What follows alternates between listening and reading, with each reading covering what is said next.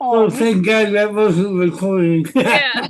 That's right. I just decided now You I can like always to repeat it. record 10 minutes before we go to air, which was actually Cheryl's idea. And I think it can be quite brilliant Yeah. because sometimes we learn a lot more about everybody before the show actually begins formally to live stream on Facebook. So very Like who good. Holly's number one person is now. Yes. But now it's a mystery because everyone missed it, so no one Yeah. knows who my Yeah. number one Yeah. is. We can Whatever. repeat I'm it. curious of what Carmen and Jeanie has to say tonight. They're great Absolutely. authors themselves. That is very true. I second that. Well, Yeah. thank you. Bill I'm wants more silent and deadly, so Bill wants you guys to say you're his favorite at the end. Because that's what he's gonna do. He's gonna be like, so guys, like, who's your favorite? And Bill. thanks for letting us know, Holly. So Yeah, I we'll think he did that we'll to know. me. I think he did that to me after my first interview. I want to get names straight here too because I'll probably forget. So it's Carmen Hendrick Bolden. Is it Bolden? Bolden? Yeah, Bolden, and Bolden. it's Okay. Like, Hedrick, no N, but you can just do Carmen Bolden's fine. cool. Alrighty. And we got Jeanie. What do you want to be? Jeanie Smith, Jeanie Ann. You can be anybody Jeannie you Smith want. is usually what I go for. So yeah, All right, good. That helps because I've got my little cheating names there. Thank understand. goodness. Okay. Okay. Beautiful Southern girls that are writers. Excellent. Yeah, usually for Jeannie Ann is only when, in the good old days when my parents were still alive that my mom would call me when I did something wrong. So yeah, no. Jeanie Yeah, Ann, Jeanie yeah, Ann. yes, Three names. exactly. You're in trouble. When you Well, say it like that, it sounds like Carol Ann. I thought my name was Jesus Christ for a long time. That's right. There you go. So, Oh Yeah. dear. That's better Oh, than some, Tommy. That's better than some. I'm hi, yeah. the only boy. Rabina. I'm the Welcome. golden child. Oh, We Hey, have that in our Robin. family too. 3 girls, 1 boy, and everyone loves my brother. He really is. He really is golden. He's like Pony Boy over here. Nuts. Yep. We Yeah, I cannot do can't any say that wrong. about my brother. yeah. Uh-oh. I didn't know you had a brother. Is that the whole point? Who, me Hmm. or her? In my case, too. I'm with you, Jeannie. That's right. Yeah, he was the first boy and the first grandchild on my Mm. mom's side. So he was doubly spoiled. Oof. And he's still Yep. spoiled. Yep. Not by Uh, me, though. No, no, no. Yeah. That's my, right. Welcome, my, John. hey, John. Hello, everybody. Welcome. Hey, Thank John. you for John. making it. Thank Right. you. We're Nobody going to said be, hi to Robin. You I left her waved to out. her. I waved to Robin. Hi, I did Rabina. that. Hi, Robin. Hello, Robin. yeah. My So boo. who's looking forward to, and I just realized July 4th is a US holiday, but I Mhm. intend to do our Friday night Wizard Emporium Friday, July 4th. I hope that's not a problem for everybody, but No. what an amazing lineup we have. I'm I going to have be no promoting. life, so it shouldn't be a problem. I'm right there with you, Bill.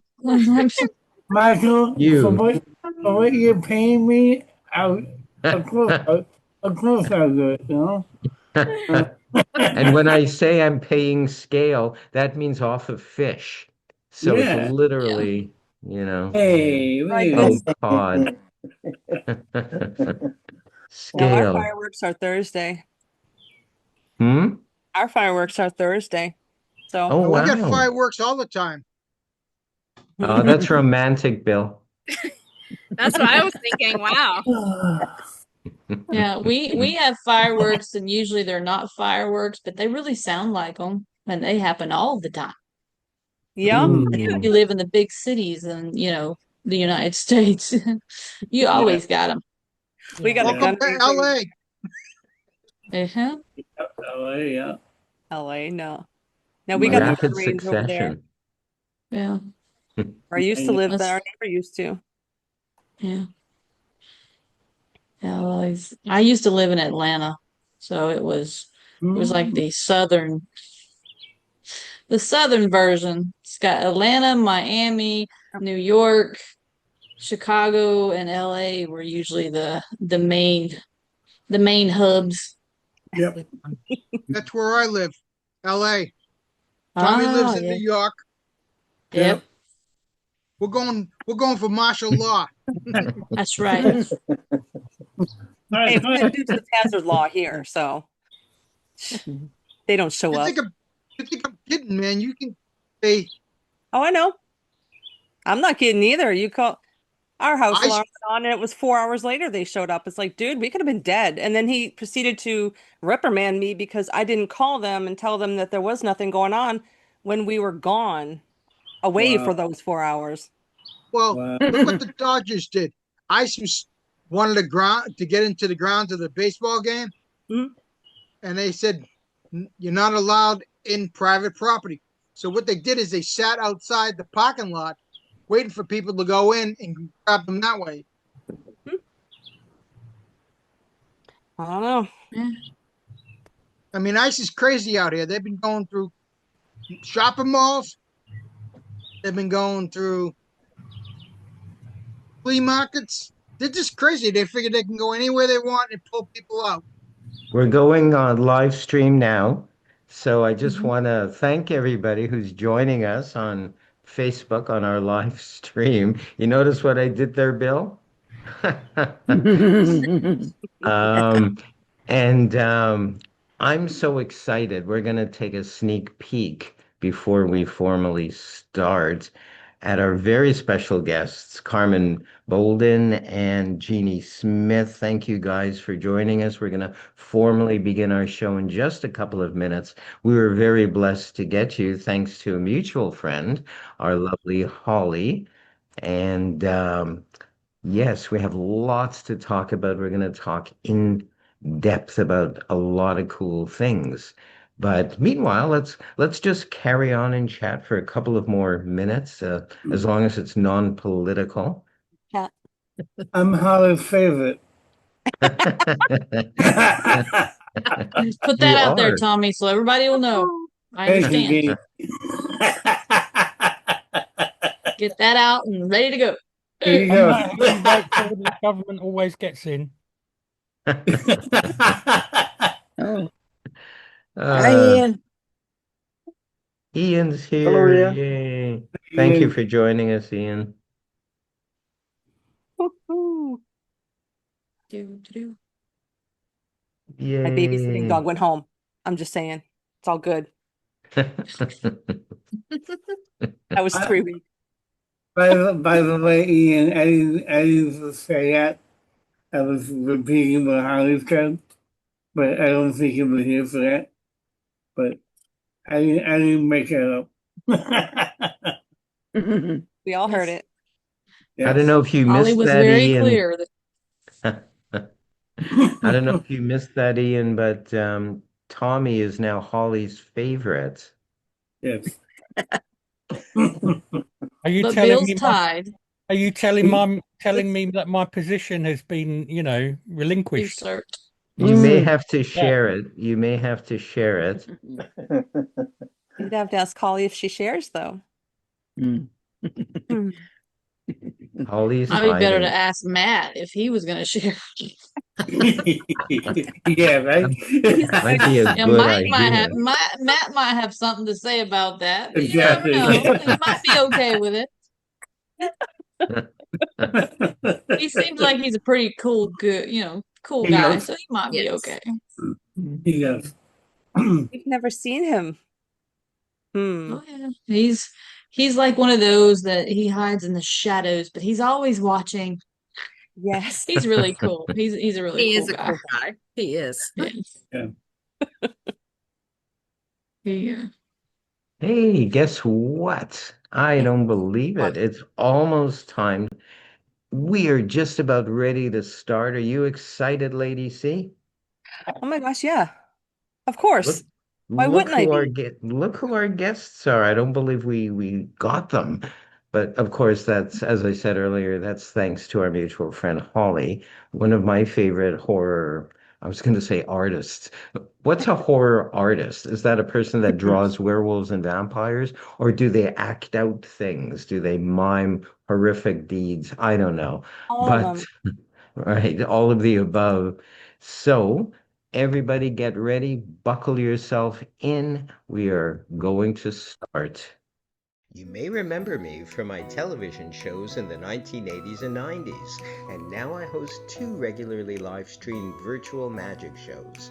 One is a showcase for some of the greatest magicians in the world, and the other is a talk show featuring some of the most inspiring conjurers of our times. Welcome now to Magical People.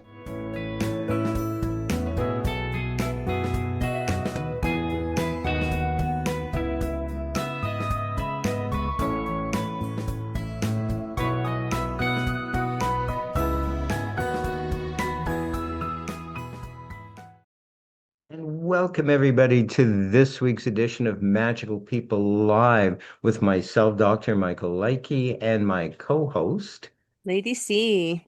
Yay!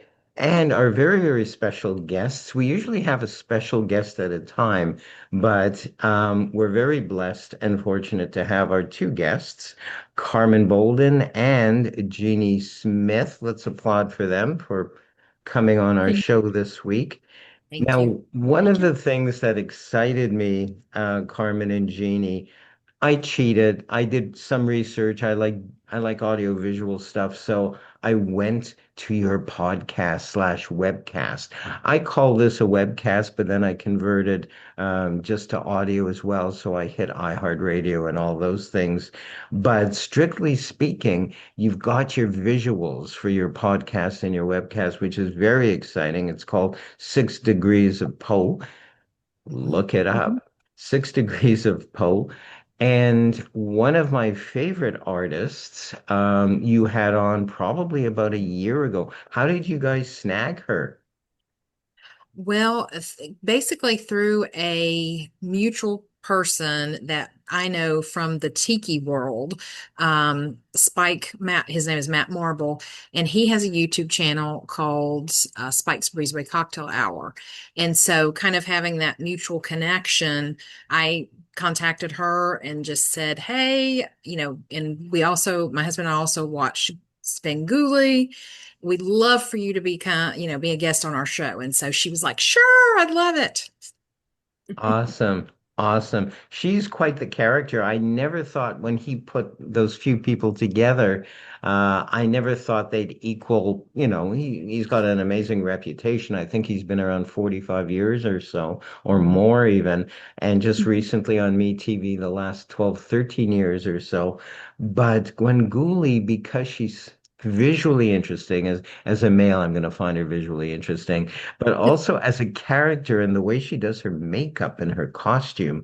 And my second favorite besides Sven is Nostalgia Foratu. I'm going to say that with an accent as if it's Mm-hmm. Eastern European. And I love him. I think they introduced him first. But he's actually Bill. He's got that cartoon show every day on MeTV as well. So I'd like to take a moment and share so we give all our viewers a bit of a taste of your webcast, your podcast, just the segment of you and Sarah Palmer. So I'd like you guys to check that out, everyone who is not familiar. I am Sarah Palmer, aka Pinup Palmer, aka Gwen Gooley, for those who know me on that area. I am a horror lover. I've been since I was a kid. I have my own YouTube channel that's very dedicated to vintage, pink, and spooky. I'm on a TV show on MeTV as a horror guest host, or I don't know, a sidekick host on the Sven Gooley show for those who are a fan of horror hosting and horror comedy to make fun of it, like Mystery Science Theater or Elvira. And I love everything vintage tiki. I work at Universal Studios where horror was made. I play the Bride of Frankenstein. And yeah, my life is literally just Halloween 24/7. every day. That is amazing and awesome. That's fun. Absolutely. Yeah, we get to enjoy, I guess, Halloween through October and sometimes September as well. I kind of start decorating early. We did an event, let's see, was it 2 years ago, halfway to Halloween in May, and so that was a lot of fun. So I feel like Halloween's just creeping up every month, just a little bit. it, Halloween in January. yeah, oh, I know. The decorations in stores are coming out so much Yeah, earlier now than ever. I've already So, seen stuff big at Michael's or Joann's.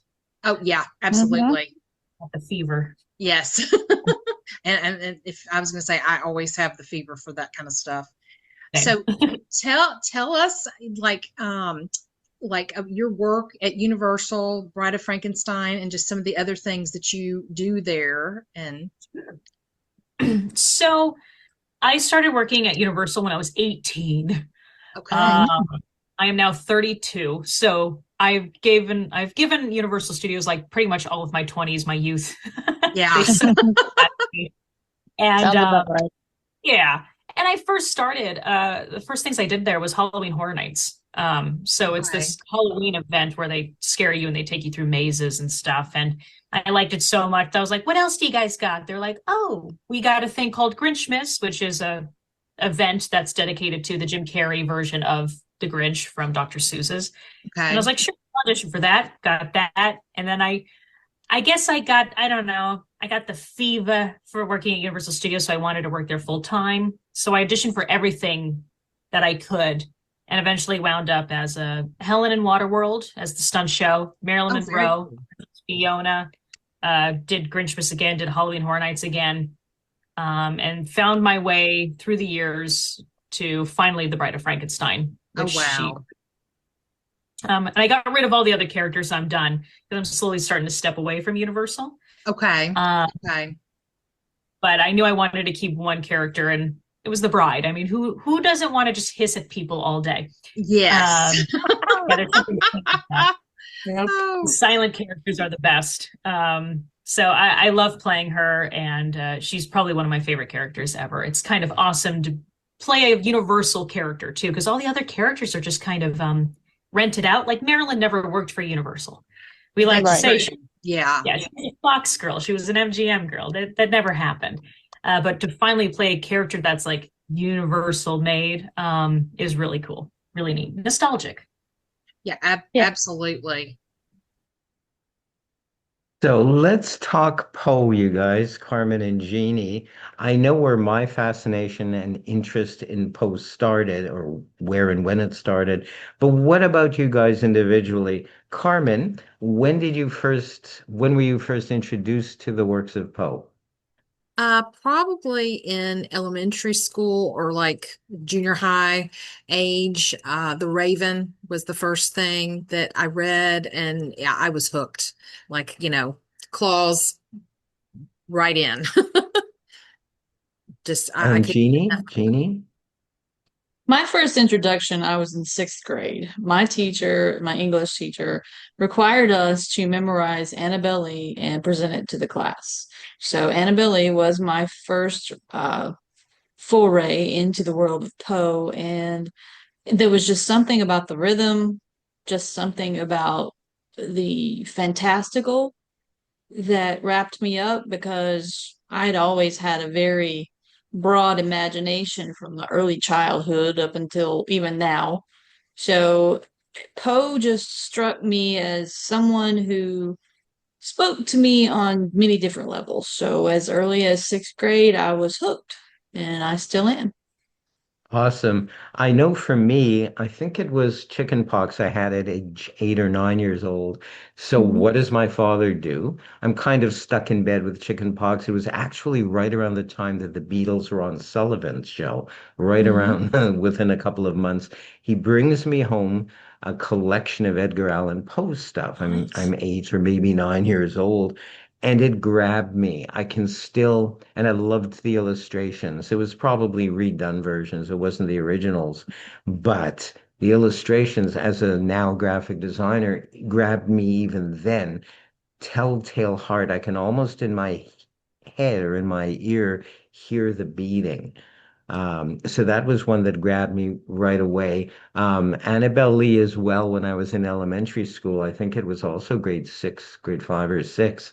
We had to study it. We had to study a lot of the classics like Simon and Garfunkel, and Mhm. etc.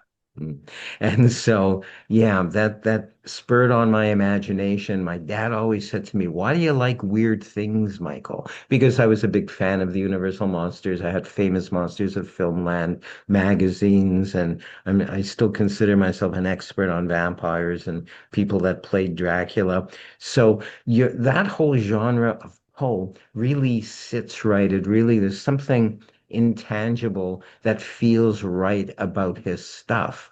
And I know for a fact that you just had, I don't know if it's your first novel released, Carmen, The Yes. Rose Bush. Can you give us a bit of a rundown, a brief rundown? Then we'll chat with Jeanie about writings and things. Okay.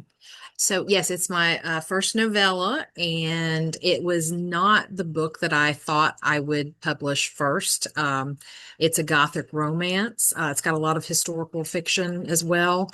I've written murder mysteries since I was a child and poetry as well. And so a short story kind of brought me into, and Holly's influence. She was like, "You've got to write this. You've got to put this into a novella."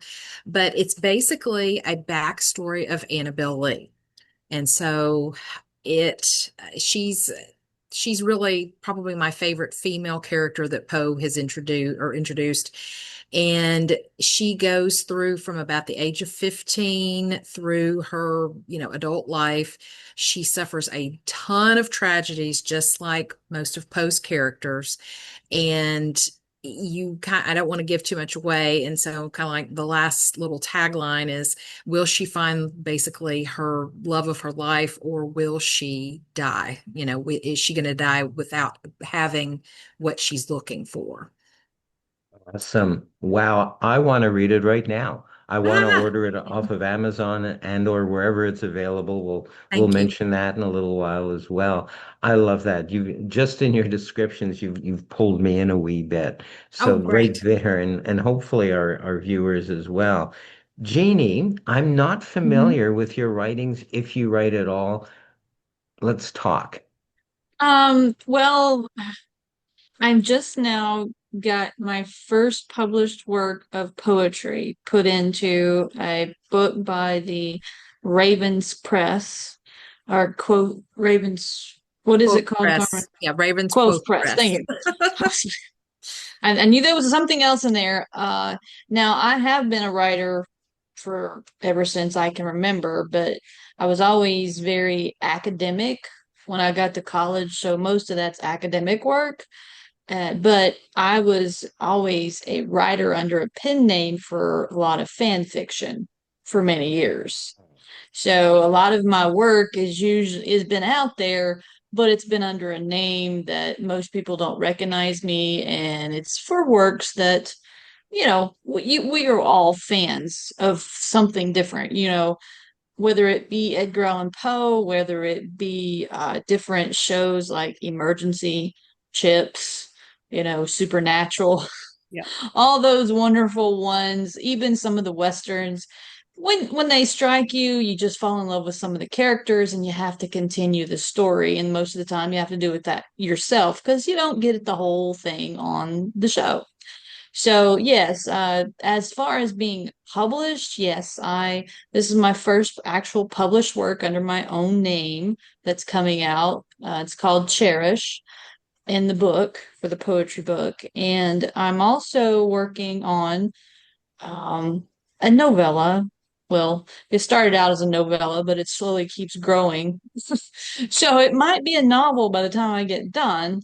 But it's been in the works since about 2006. So hopefully, my life will push it forward so I can get it published. But as of right now, Carmen and I are actually working on an actual cookbook Yeah, a recipe that book. hopefully, yes, well, Because it's recipes you got got to cook old cocktails Carmen. and food. You gotta cook things. You gotta make Food. things. So yeah, it is a recipe book that's dedicated to the 6 degrees of Edgar Allan Poe, our podcast. Mm-hmm. So that knock on wood, hopefully will be published sometime in around September. That's our goal. That's our goal. So as for that, So, I'm actually a professional storyteller, have been for many years. I'm originally from East Tennessee. So I like telling stories, not so much, been publishing a lot of them, but I've been telling them for years because I grew up in the mountains. So, that's how we always pass down stories. It's an oral tradition in my family. Mm-hmm. And that's pretty much a little background of who I am and as a writer and an author. So so there you go. exciting. So exciting. We're going to look forward to you publishing a lot of stuff. I Oh, predict that all right. over the next few months or next couple of years, we're going to hear more about Okay. Jeanie. Remember, you heard that here first, I'll, guys. I'll hold you to that, Dr. Mike. I'm just You can, absolutely. So I'm excited about your podcast, and I truly am, not just because I'm trying to weasel myself on, um, because really it spurred on my imagination when I saw the two of you doing your thing, and some of you just had a taste of that with Sarah Mhm. Palmer. Um, what was the nucleus of it? How did it start, you guys? And maybe Carmen can start and then Jeannie can continue, or where does one begin a themed podcast like that? So, just in Jeannie and I always, we've known each other for a long time. We used to work Mhm. together at a middle school, and well, then we actually transferred together over to a K-8 school, and we always knew we both liked Poe, and so it came out of. Okay, there's really not any podcast about Poe, and a lot of people love to listen to different, styles. And so we were like, okay, what could it be? Because the ones we found were people just reading his stories, reading his poems, which were fantastic. But we wanted to do something different. We wanted to talk about Poe. And so it was, okay, Poe has influenced so much that sometimes you don't even realize some of the things that he's influenced. And if you just keep digging and digging, going in these rabbit holes, you are going to pull out, and pun intended with magic, you're going to pull out all kinds of different rabbits. And so we developed it into like taking the whole thing of the 6 degrees, like of Kevin Bacon, and we categorized it with those 6 categories. And so, Jeannie, if I forget one, so it's literature, which also includes poetry, his satire, detective fiction, surrealism, Mhm. science and science fiction, Mhm. horror, of course. Let's see, Poe places and pop culture, because he is a Mhm. huge pop culture icon when you really dig around and find things. And so what's kind of really interesting is that Kevin Bacon did the show called The Following, which the English professor was obsessed with Poe. So that's where the 6 degrees, Poe, and it all kind of ties, that's kind of, I guess, their origin. And so then we just decided, okay, this is how we're going to lay it out. And we started out with basically one episode per month.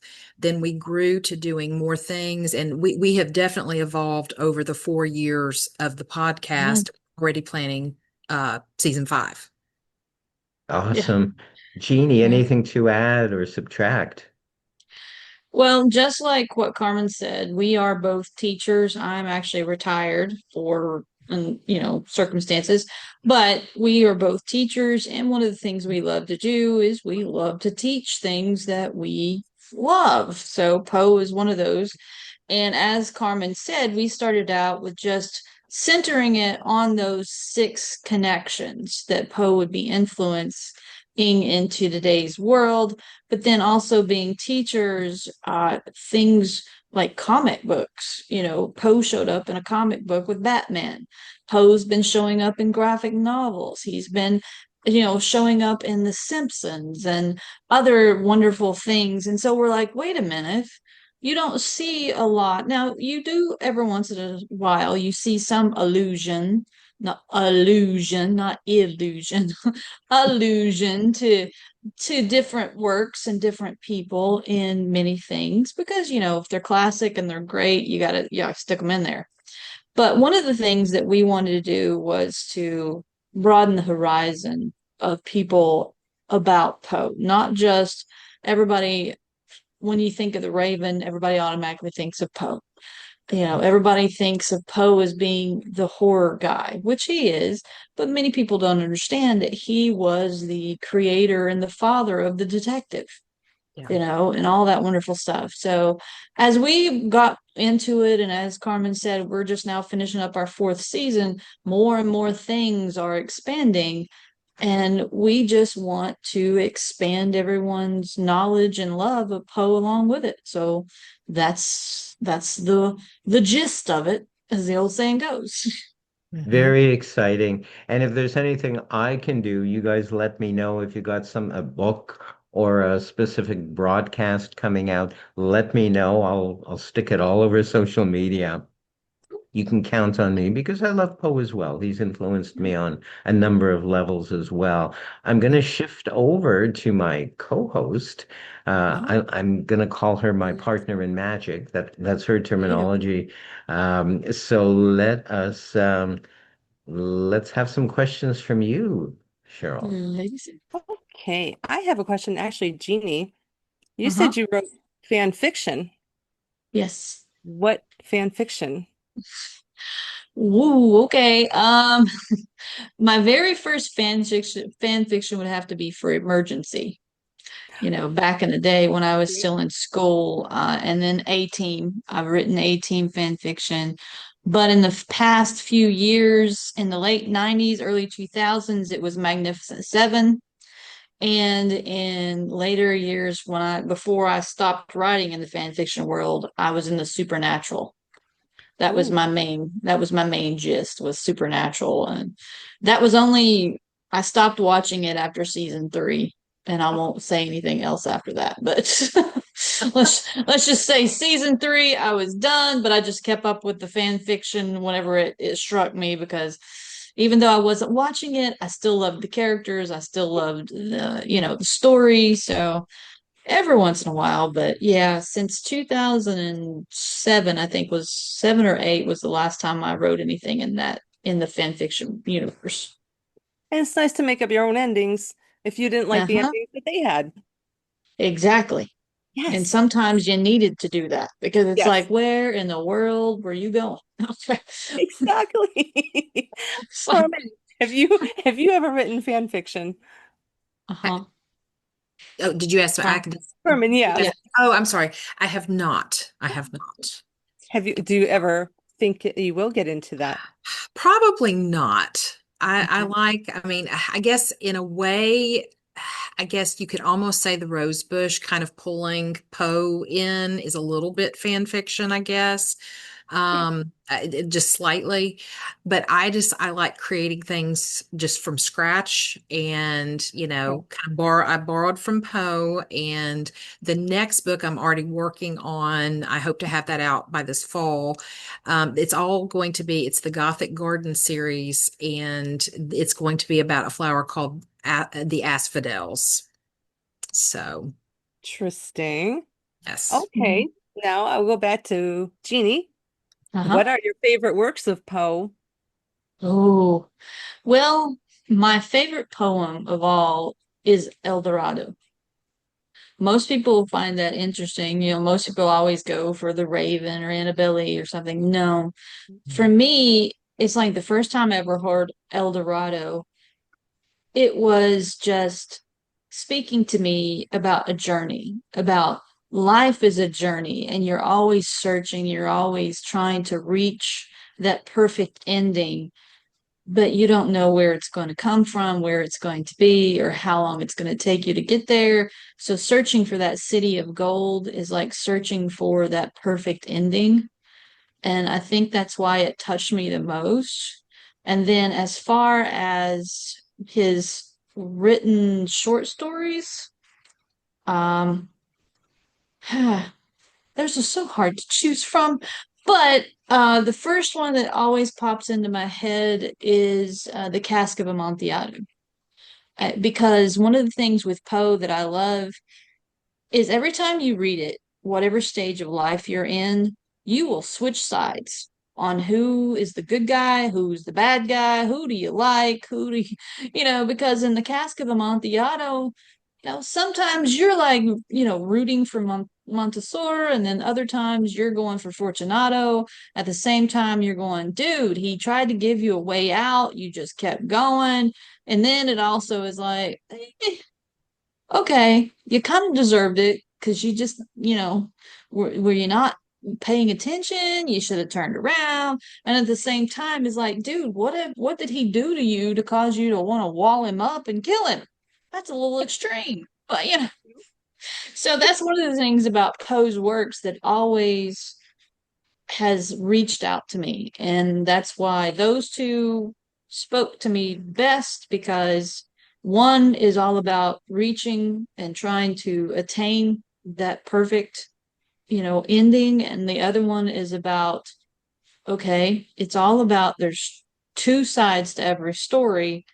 And there's always one side you're like, I can see, okay. And then the other side is like, well, did he really deserve that? So, it's the perfect example of how nothing is strictly one or the other.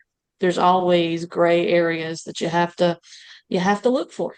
And you have Right. to be able to understand the mentality of when you're reading it. It's like, am I voting for a walled up day, or am I like, oh dude, that's just mean. Okay, so it's kind of my jam. So Right. Um, Carmen, okay. How many of Poe's work do you have memorized? Oh my goodness.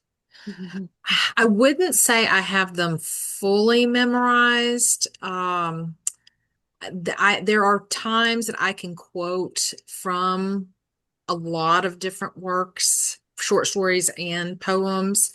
Recently, I did recite El Dorado for when Holly was a guest for our book club at my school. And after Holly finished up, I had dressed up as Poe and recited El Dorado. I picked a shorter one to make sure I could remember it that day. But I would say I can probably quote from not the whole thing, definitely. There's probably at least 15 to 20 that I can pull a quote from. It may not be verbatim, but I can get the gist of it. Wow. Not me. I only have a couple maybe. But I am not reading him like you are, so I Yeah. guess that's a little plus for me. Yeah, we tend to read different ones over and over again for different varying things.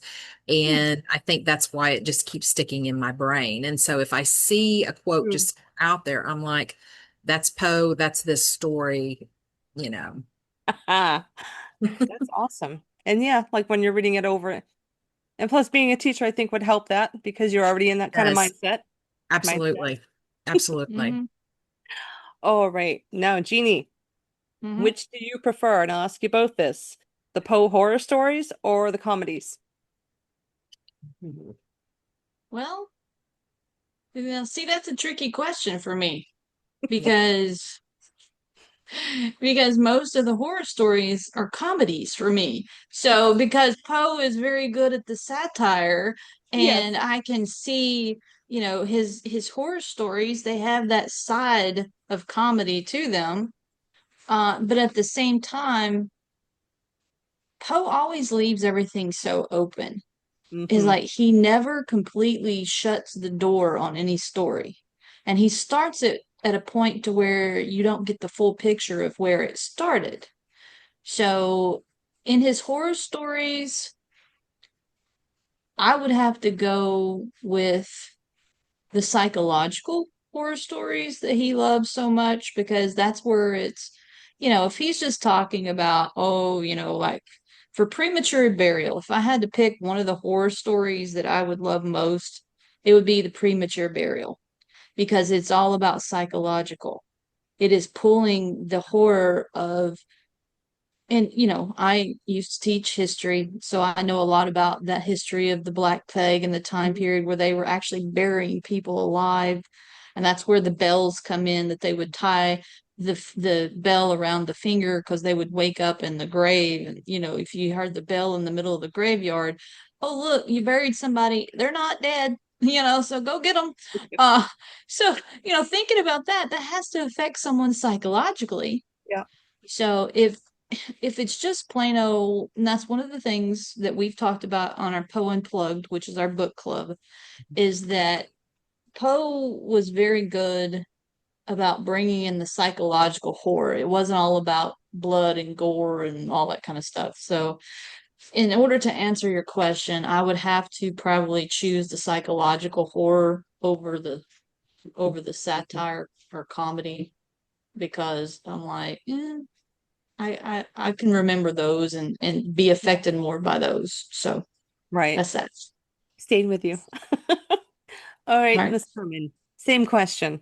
So I'm going to have to agree with Jeanie because there is so much satire woven into the actual horror, and just like she said, the horror stories for the most part are very much built on psychology rather than just the blood and gore. Right. Like Telltale Heart's one of the most graphic.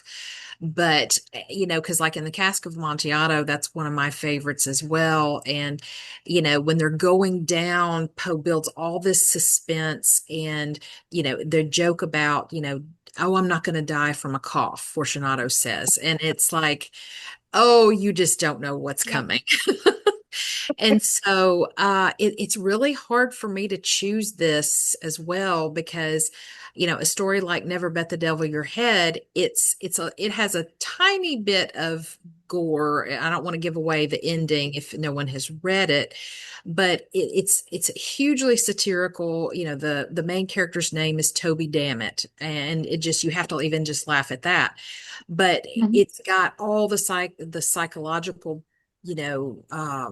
things built in, but it's really considered more of a satire than it is horror. Just it's on the edge, I would say. Wouldn't you say, Jeanie, on the edge of kind of horror a little Yeah, bit? to me it doesn't even kind of meet the horror aspect of it. Just the It's ending. more of Yeah. it's more of a satirical Yeah. rendition of stupidity. Well, Because and because just to Never give a Bet the Devil Your Head, that then the title itself is like, dude, yeah, are you stupid? I mean, come exactly. on. Yeah, and So it just to give you a hint, it's got a little bit of like kind of borrowing from the Legend of Sleepy Hollow, and that's all I'll say about that. But I'm going to agree with Jeanie that I'm into more of the psychological horror over the satire. If I had to pick one, that's what I would Yeah. have to pick. Yeah. Cool. Have you guys ever been to Poe where he lived or his dorm room or anything? Mm-hmm. I yeah, have. Carmen is visiting quite often. Yes. She has done the Poe International Poe Festival since it began, what, Yes. I've been every 2018? 18. Yes. Yeah, 2018. Yeah. Every year, even when they did the virtual. Yeah. I've been through many different places. I haven't actually visited the house and anything like that, but I've followed in his journeys sometimes. But Carmen's more of the traveler in that aspect of Poe. Yeah. I've been to his house in Baltimore, the house in Philadelphia, been to his grave, and let's see, I visited all the sites. Like the house where he was born is not there, but there's a plaque.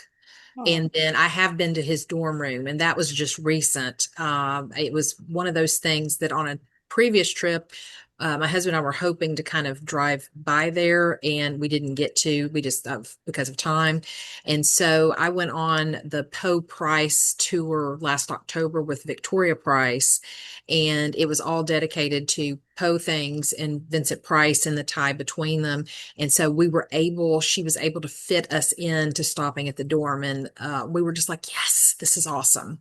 Because you can go up and you can look in. They have a room set up. It's not obviously exactly what it was when he was there, but they've, made allusions to things. And so it's really neat. So, Oh. yeah. So what gets you two motivated for your pod show or to write? What gets you motivated to do this? Jeanie, do you want take to it, go Carmen. first? You want me to? No, you go first. She's got to think. You got to go.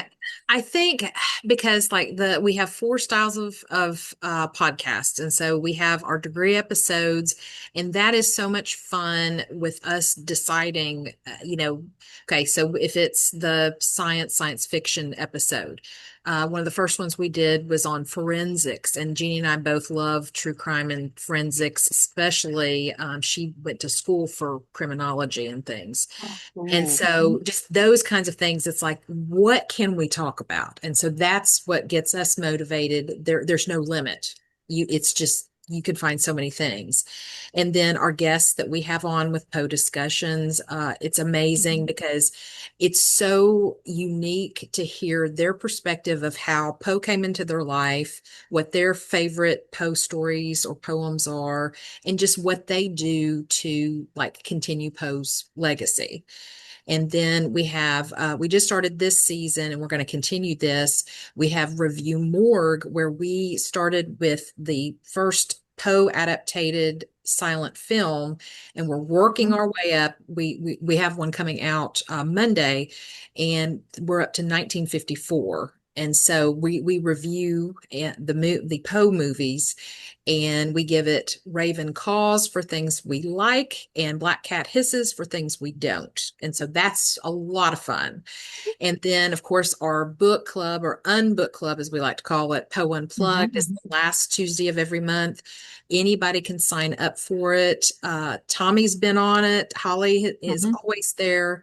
And it's just so much fun because we read one Poe story or poem or something that's a Poe adaptation and then talk about it. And you never know what people are going to think of it. So it's great. It's great banter. That's what gets me motivated, all the possibilities. And as for me, my motivation usually comes from a historical aspect. Because like I said, before I had to retire from teaching, I was big on teaching history. My last thing I was teaching was science because I taught all classes. I was one of those unfortunate teachers that could teach any subject. I say unfortunate, but it was fortunate. I could teach the big four. And it's not that it was bad. It was just that usually you got pulled in when there was a need. So I didn't always get to stick with the one thing that I loved the most, which was literature, which is what my major, I started out in criminology because my main goal was to be in the criminal justice world. Life happened. So I stuck with my second best thing, which was English. So I have 3 major master's degrees centering around literature. And so to get me excited, usually Carmen and I, we start doing our brainstorming about whatever particular degree we're talking about. And then we start thinking, oh, wait, this might be cool. Like one of the Poe Unplugged we did, it was either February or March. We brought in Stephen King because Stephen King wrote his own kind of parody, we'll call it a parody, of The Telltale Heart. It's not really a published work because he tried to get it published, but they refused to publish it. Oh, wow. And yeah, so it's one of those you only find in a very rare aspect because it's one of those things. But talking about the people that got influenced and even people that influenced Poe himself during those times, has been difficult the longer we do this, I have to say, because it's getting harder to narrow things down. Let's put it that way. It's not that we're running out of material, it's just that there's more and more material, and we're going, whew, how are we going to make this work? Because it's like, we don't want to end up doing like 2-hour podcasts. We're trying to condense it to like less than 45 minutes. Mhm. Like And a we part don't one want to to turn them 13. into lectures because we're teachers. So, Oh, but yeah, and the thing about it is, we both have different things that we love. Mhm. Now, don't get me wrong, there are some things that we have to like go, no. Carmen will say, "Oh, we need," and I'm like, no. And then I'll come up with something, and Carmen go, no. So it's like, we have those aspects of things too. Uh, so it's fun because we can pull things out of all different aspects Yeah. of life, whether it has to do when he was actually alive, before he was born, after he died, even in today's society. I mean, come on, Netflix just did a whole big thing on the House of Usher. oh my gosh. And it was like what, 7 episodes? It was a mini series. I don't remember exactly how many episodes it was. It's like 9, maybe. I don't remember off the top of my Yeah, I head. don't know.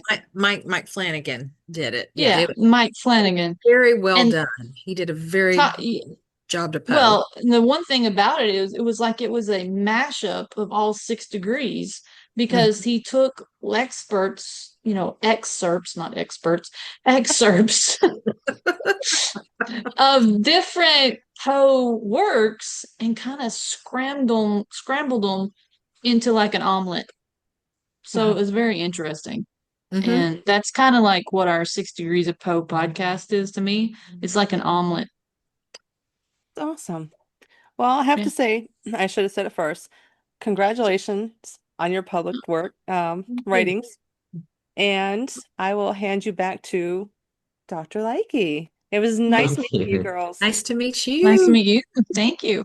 Thank you. Oh, Thank and you, by the way, Lacey. Dr. Mike, you are on our list to be a guest, so don't worry about that. Wow. You just kind of didn't fit into this season because we kind of plan them like 6 months in advance. So Yes. you're on the Awesome. list, so just wanting to Whoa. let you know. Okay, I'll take that both as a warning and Uh-huh. as a blessing as well. Thank you. Thank you for that. I just was thinking I would be remiss if I didn't, or if we didn't tackle some urban myths around Poe. Uh-oh. So yeah, so maybe each of you can pick one and Mhm. dispel it. All right, Carmen. Carmen, let's start. Let's see. Well, and we just did a whole episode on Poe's biggest nemesis, Rufus well, we like to say Rufus Griswold, kind of like Mhm. Newman from Seinfeld. Exactly. Let's see, trying to think, Jeanie.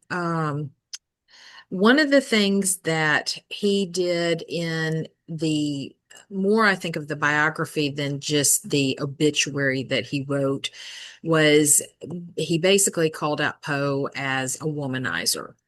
And Poe was very, very true to his wife, Virginia. And there was even a situation with a lady named Annie Richmond that Virginia knew about, and she kind of helped him like squash it basically. And so he he had his first fiance who was his last fiance. He had Virginia, and when she died, he was, I guess I wouldn't call it courting necessarily, but I guess it kind of would have been. He was interested in other ladies like that, but mainly it was after she died. It was Sarah Helen Whitman. They were engaged, but he did break his promise about drinking, and and it was just one instance she found out about it, and her mother was very insistent that they break the engagement off. And then Elmira Royster Shelton was his first and his last fiance, and she was going to marry him. He was on the way there for them to get married. And so he was not a womanizer. He was very respectful to all of the women in his life. He held all the women on basically a pedestal. And when you think about the quote of, the most tragic, the most beautiful thing in the world, or Jeanie, help me with this quote. This one I always butcher. The Which one? tragedy of the most poetical thing in the world is the death of a beautiful woman. And Yes, so, yes. yeah. And so that was definitely a Poe myth that he was not that way. He was a gentleman, definitely. Very good. Jeanie, pick one. I think one of the urban myths that's always prominent, and this is one that probably will never truly be answered, is his death, how he died. Mhm. And most people have heard the tale of where he died of alcohol poisoning and, was in a gutter and all this kind of things. But, most of the myths always surround about how he was, he gambled and then he was killed because he owed so many gambling debts. He died of alcoholism because he drank himself to death, and he different Drugs. ones like that. Yeah. Yeah. But the point of it is that if you look at it, more than likely in that era and that time, tuberculosis is probably what actually did kill him.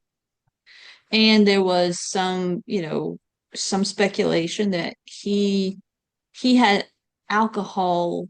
Um, it's where you're allergic to alcohol when you drink it. So that was kind of like when a lot of people, that's how that myth started, is like when he would drink alcohol, it would make him sick, but just a very little bit of it. And there's also another speculation rolling around that he actually had a brain tumor. Yeah. So, and that's how he started changing, his writing changed, his personality changed, things, like that. So the biggest myth about is his death. But no matter how many speculations come about, they could do an autopsy on his bones, but there's not much that can be left there to find out. I mean, they could do a little bit of maybe DNA if they can pull some out of his bones to look at it from that aspect of it.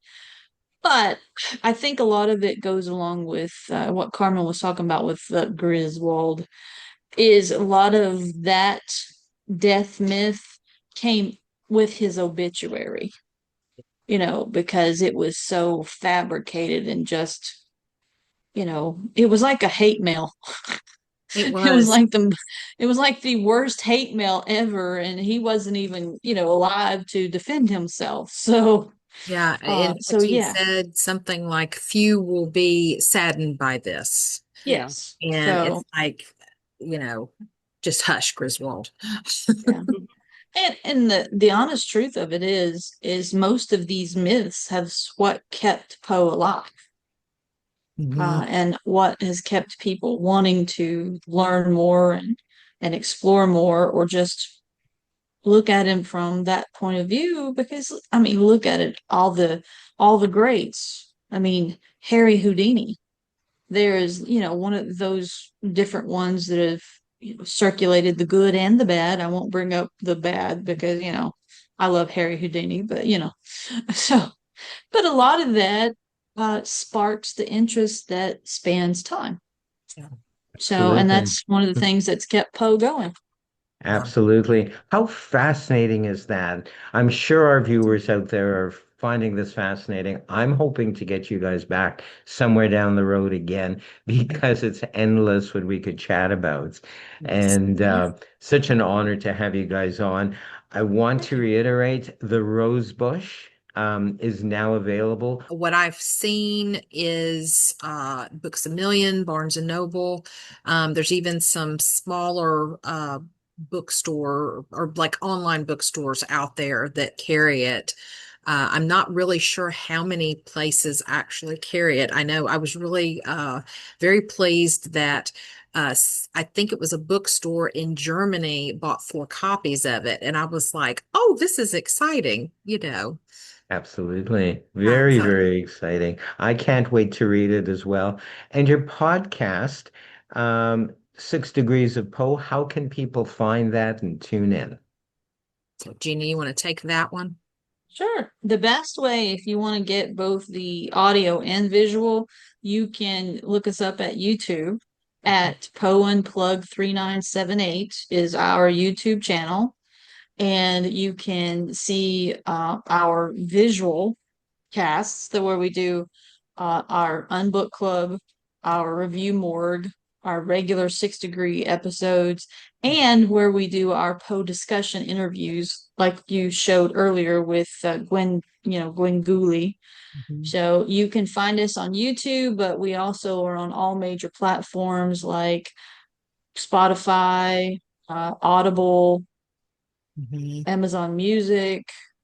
Let's see. I think we're on Apple. I'm not sure. I think so. We are, because I saw that in our stats. But you can iHeartRadio, also find us we're on through like all of them. Facebook, Instagram, I think X, or those are the major three. And we have our own website, which is 6degreesofpoe.com. Excellent. So any one of Excellent. those will lead you to us. Yes. Yay. There's And no Patreon. escaping. There's no escaping Nope. you No, guys, and no. that's a good thing. That's a good thing. I I want try to to thank hide, but Carmen always makes them find us. Just don't. Right. That's a good thing. Thank you for being you guys. You're so fascinating and I dare say exciting as well. Well, the topic is so you can go so in depth for the whole thing. We just touched on stuff today, barely. So that's why I'm hoping to get you guys back later in the year. We are booked up until end of November, so who knows, maybe December or Yeah. into 2025 if people still want to watch us, if they're still there. If you're on, I know they're going to come and watch it. That I know for sure. Thank you so much, Jeannie Smith. Thank you so much, Carmen Thank you. Bolden, for Thank joining us this you. day. Thank you. And we'll see you guys soon, I hope. Yes, definitely Thank you for so. having us. Yes, And thank you so you. much. This has been we awesome. are Poe out. Bye. That's what they say on their podcast. Thank That's right. you. And Bye-bye. thank you. Thank All right. you. Bye-bye. Bye. There we go. How exciting was that, Cheryl? Oh, they are amazing young ladies. They Amazing. are, and So talented. I can't wait to see what Jeannie comes out with. I do Yes. predict that in a couple of months, maybe to a couple of years, she's Mhm. going to have quite a few really cool things out. Yes, absolutely. No doubt. Thank you so much, Thank you. Cheryl. I think you know you're greatly appreciated for being my co-host. I like to say we're both the hosts. There's no host and co-host. We're both the hosts, but nonetheless, you're appreciated, and hopefully we'll see you very soon. Yes, I'll be around. Yay. Thank Thank you you. so We'll much. see you at the very least on Wednesday on Open Mic Magic, right? Absolutely. Yay. See you soon. Thank you. Appreciate it. Same. And we appreciate you guys. We do this for you. That's the only reason why we do it. We hope to bring to you stuff that you find interesting. A couple of promos. I would be remiss if I did not mention, and I really mean this, Tommy. I hope you believe me. So few people do believe me, but nonetheless, the great Tommy Burnett has another book. I know you have a few books out. You have this amazing tome called Beneath the Surface in 2 versions, softcover and hardcover. And they are going, I'm going to quote a weird phrase, they're selling like hotcakes. They truly are. So, and I'm going to quote you again, real methods, real meanings, real impact. If you love mentalism, bizarre magic, mystery performing, this book is for you. It's not just about the effects, it's about the whole psychology behind everything. And it's really something, if you're a reader, you can sink your teeth into. It's awesome. It's available from his site, magictaboo.com. Do check it out. And we're going to have you back in a while, about a month or two, I believe, to talk Yeah. further in depth about it. So, yes, we'll look forward to that. Tommy, you can catch as well as myself and Cheryl and the great Kevin Peel, Robina, most of our viewers, both in studio and on Facebook, every Wednesday on Open Mic Magic Theater at the same time. It's 1 p.m. Pacific Coast time, 4 p.m. New York time, 9 p.m. UK time. And they have some of the greatest magicians in the world on that show. I'm not just saying that. It's great fun too. There's great fellowship. And the effects are really neat. Tomorrow, Sunday, is a big reminder, June 22nd, we have Michael Kelly's A Midsummer Dreams Night, an evening of fairy mystery. Again, 1 p.m. LA time, 4 p.m. New York time, 9 p.m. UK time, online via Zoom. And you won't want to miss it if you're a fan of Michael Kelly's, who is also a regular on Open Mic Magic. You'll want to catch this. Contact Michael via his Facebook page, Michael Kelly, Kelly, and or message me, and I'll give you the Zoom link for his show tomorrow. It's you don't want to miss it if you're a fan of mystery stuff and him as well.